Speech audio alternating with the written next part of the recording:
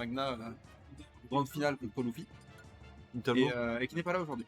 Italement qui est un joueur sur la pente ascendante, clairement, avec ses résultats qui dernièrement font parler de lui à Strasbourg et même un peu plus dans les autres contrées potentiellement. Un Bowser Junior en tout cas qui est assez rare, mais là on n'a pas Bowser Junior, on a Bowser tout court, le papa versus le PT de Ivarrior sur Battlefield du coup. Absolument, Battlefield, et du coup on va immédiatement voir si on va voir lequel des deux personnages les plateformes avantagent le plus. On parlait soit des externes de combo de Carapuce avec des potentiels uppers, soit des récupérations sur les Frame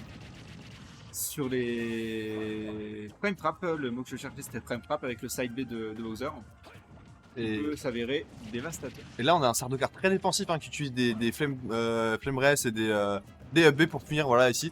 Il prend pas trop de risques pour l'instant, il joue vraiment safe, c'est un peu le game plan qu'il faut appliquer ici. Voilà, on get up attack, on monte les pourcents petit à petit. Attention, cette grab ici qui est en off stage, qui peut faire des dégâts. Oh non, dommage. Dommage cette air dodge un peu, je crois qu'il a été... Ouh, directement ce l'air dodge qui a été sûrement buffer. Ça arrive dans ce jeu, malheureusement. Ouais, effectivement, le buffer dodge qui va lui valoir cette première stock, malgré on sentait une vraie... C'est la bataille des Flame Race. On sentait une vraie maîtrise de Sardaukar jusqu'à ce qu'il se fasse juste attraper, et malheureusement pour lui ça aura suffi. Là on a un Carapuce à 147%, je doute qu'il dure longtemps. Ouais. Oh, ce petit qui passe à travers, c'est très bizarre, une box un peu sombre. Apparemment, ouais. Ouais, là on va tuer, du côté de Sardaukar, on voit les kills options qui commencent à sortir par rapport au début de game qui était un peu plus lent. Ouais. Et là Sardaukar qui en fait doit rattraper son retard ici, c'est fait avec ce UB. Encore 54% à monter pour vraiment remettre les compteurs à zéro. Mais Dracofeu qui vient sortir ici, qui continue un peu à monter les dommages. Sardaukar dans cette situation de juggle qui peut trouver des difficultés face à ce Dracofeu qui a pas mal d'anti-air. Oui, c'est sûr qu'on va avoir le Dracofeu d'Ivarrior qui va se planquer au milieu de cette espèce de cage de plateforme que propose Battlefield. Et un Dracofeu défensif, ça peut être un Dracofeu qui met énormément de dégâts. Je pense vraiment que Dracofeu a le last-hit situation le plus dangereux du jeu, sincèrement. Et Sardaukar qui est très bon sur ses catchs de landing sur les plaques. Et on a vu plusieurs fois des side B qui sont sortis, là des up smash aussi qui sont trouvés en punition. Et c'est encore un up B que nous propose Sardaukar qui est très bon sur ces up B là, qui monte les pourcentages assez facilement. Et on est presque à kill % du côté de Dracofeu. Oulala. Ah dommage, on n'a pas puni ici, c'était un peu compliqué, on s'est fait surprendre. Up smash sur un plaque qui aurait pu tuer je crois Dracofeu. Et là c'est la bataille des heavy, donc effectivement ça tue pas encore. Qu'est-ce que nous propose Sardaukar dans cette situation de ledge trap? On ne trouve rien malheureusement. Non, j'aurais même tendance à dire que sur une bataille comme ça, alors maintenant qu'on est sur Carapuce, c'est une très très mauvaise idée je pense d'avoir sorti Carapuce, il va falloir le virer assez rapidement parce qu'on a beaucoup trop de dégâts. Mais quand tu regardes en Dracofeu, il était à 86%. 86% c'est encore relativement tranquille pour Dracofeu, même contre un heavy hitter comme Bowser. Combattre le feu par le feu littéralement. Up tilt qui vient catch, on vient catch ce changement de Pokémon. Et là c'est reparti 0-0, dernière stock. Waouh, ok, une option surprenante mais qui marche. Et je sais pas si c'était voulu ou pas, mais ce up qui fait le bonheur, qui fait les affaires de Sardaukar ici, on a pas mal de réussite là-dessus. Un side B qui vient catch, Carapuce 70% déjà.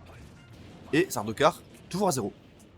J'ai l'impression que Sardaukar est beaucoup plus en contrôle du rythme de la game, mais il a tendance à peut-être justement vouloir forcer ce rythme, vouloir aller un tout petit peu trop vite et potentiellement se faire punir, surtout contre PT qui a des bonnes options de punition, surtout sur un personnage aussi gros que Bowser peut l'être. C'est assez dommage, mais très très belle récupération. On vient punir la regrab directement avec ce down smash, il a reconnu la situation, il a su comment punir et c'est ce qui lui fait remporter cette première game. Du coup, il a eu un game plan assez défensif quand tu regardes quand même le nombre de UB qu'il a pu mettre. En fait, ouais, mais quelque part presque un peu trop. Il y a eu des UB qui ont été pas mal punis, je pense notamment sur cette première stock où il y a des UB qui ont été punis au grab. Et à partir du moment où tu te fais shield grab ton UB, c'est que ton UB était un tout petit peu présomptueux. Mais je peux comprendre. Mais si tu regardes la proportion de combien il a tué, il doit avoir tué 10, 15, je sais pas, il en a raté peut-être 2-3. C'est une excellente option à top shield de Bowser. Bowser, voilà, c'est ça. Bowser, c'est ce qu'il aime faire de battle shield. On a aussi trouvé pas mal de réussite sur ses side B. J'ai trouvé que c'était plutôt bien réussi. Et Ivarrior qui avait un peu du mal à land sur les plaques. De temps en temps, on se faisait punir, on se faisait juggle. Et néanmoins, malgré cette SD de Sardaukar, cette air dodge un peu malencontreuse de Sardaukar, il a réussi à remonter. Et c'est Ivarrior qui va devoir prouver sur cette game 2 s'il veut remporter le set, la game 1 qui emmènera le gagnant contre Crêpe Salée en tour 2. Ah oui, c'est vrai que du coup, le gagnant de ce set-là affronte directement Crêpe Salé. Bah, C'est ça. pas lui. Un side B encore trouvé ici pour Sardaukar qui monte les pourcents petit à petit. On a une très bonne option qui vient punir ici. Les Flame Rest, en fait, on a l'impression que les 3 options préférées de Sardaukar, c'est side B, neutral B, up B. Et on fait les dégâts comme ça. On n'a pas trop besoin de travailler. Ici, encore une fois, ce neutral B qui vient monter petit à petit. Et ça va être High Visor là de sortie dans ce B. Ok, c'est pas le combo le plus habituel, mais j'avoue que ça marche. Non, non, surtout à bas pourcent, effectivement, ça fonctionne, ça met des dégâts qui sont assez fonctionnels. Là, pour le coup, je suis juste peut-être un peu déçu du maintien de l'avantage side des deux. Ils ont du mal à maintenir leur avantage. C'est quelque chose que j'ai un peu repéré déjà sur la game 1, que je constate encore plus sur la game 2. Typiquement, on avait Sardaukar qui tenait vraiment, qui tenait Ivar et Orsori dans sa main, et qui aurait pu mettre beaucoup plus de pourcents que ça, et qui malheureusement a lâché le neutral B. C'est ça, on a encore un peu du mal à vraiment trouver de très bonnes phases du côté des deux joueurs, mais en vrai ça se tape, hein. Ça se tape très bien, et là on a des beaux gameplays, on a des beaux mind game aussi. Et voilà, c'est très bien ce qu'il faut faire là en ledge trap, on applique des principes de base. Je shield, j'attends ce que tu fais, et je punis.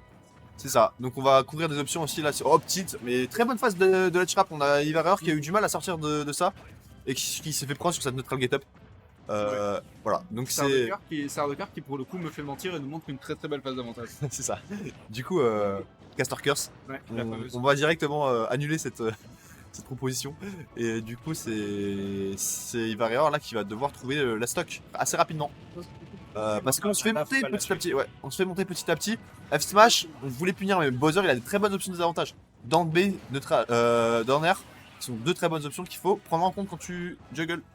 Oui, effectivement, surtout quand tu es aussi haut pourcent que déjà 107 sur ce Carapuce qui va s'en aller immédiatement pour laisser sa place à Herbizarre. Et probablement un Dracoveux qui va pas tarder à revenir. Le switch qui a été fructueux quand même parce que sur Herbizarre on n'est pas mort alors que sur Carapuce on serait mort de ce upset. Et c'est ce qui lui a permis de survivre sur ce deuxième stock pardon. Et voilà, c'est un peu le game plan, on va pas trop spoil la game mais normalement quand tu joues Herbizarre tu joues comme ça. Théoriquement ouais, effectivement Herbizarre il est là pour ça. Après c'est vrai que Herbizarre ça peut être aussi un certain kill power. Le grab qui récupère le... D'accord, on a tenté le neutral B du côté d'Herbizarre, je suppose Missing Boot. Ouais, je pense qu'un Missing Boot c'était assez inhabituel et pas trop de raison donc sûrement un petit boot. Et encore une fois ce side B qui est vraiment efficace hein, face à Ivareur. Là on a un joueur qui shield beaucoup. Donc forcément quand t'as un Bowser qui a des commandes grab comme ça fait mal. Ça fait mal. Ouais. C'est ça qui a vu le Motoji. Oh non, c'est vraiment dommage. Ouais, malheureusement il est tombé. Ouais. Malheureusement il est tombé. Peut-être 2-3 soucis dans les phases off-stage hein, du côté de Ivareur, ça a été son... Ouais, ça a été sa fin. Et même sur notre AV Bowser, il y a plusieurs fois où il s'est fait prendre alors qu'il aurait pu directement get up attack. Oui. Ou même roll.